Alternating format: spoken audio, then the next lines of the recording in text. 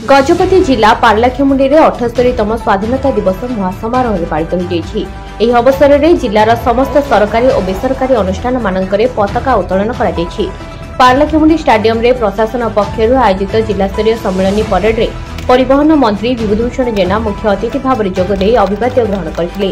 गजपति जिलार समस्त बुद्धिजीवी समस्त जनसाधारण एवं आज समारोह को बहुगुणित करने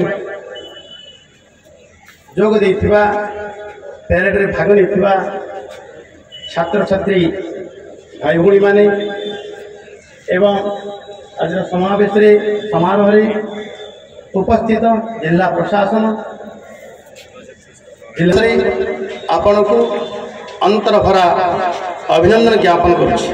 भारत इतिहास रे ये अविस्मरणीय दिवस रे आमर जातीयता देशभक्ति और सांस्कृतिक राष्ट्रवाद अधिकतर प्रतिष्ठा और प्रसार पाई महार्घ अवसर मिली। ये अवसर मिल पारिछि आमे समस्त चिंता करबा दरकार अछि।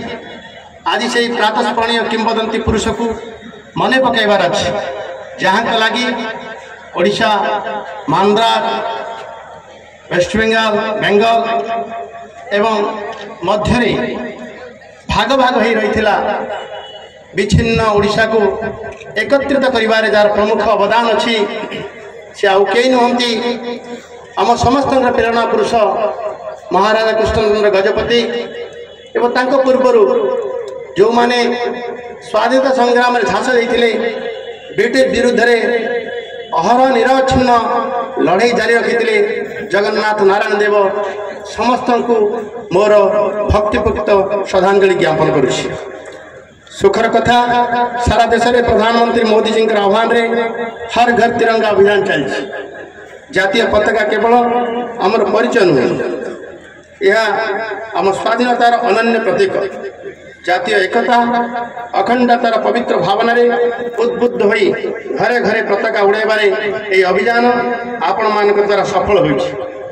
एही सम्मिलित परेड रे पार्लाखेमुंडी विभिन्न सरकारी बेसरकारी शिक्षानुष्ठान छात्र छात्री पुलिस बाहिनी समेत 22 प्लाटून परेड रे अंशग्रहण करथिले। मंत्री निज अभिभाषण रे पारला इतिहास एठाकार वीरपुरुषक देश स्वाधीनतार अवदान मन पकाइबा सह राज्य और केंद्र रे देशर उन्नति लागि निया जाउथबा पदक्षेप को मन पकाइथिले।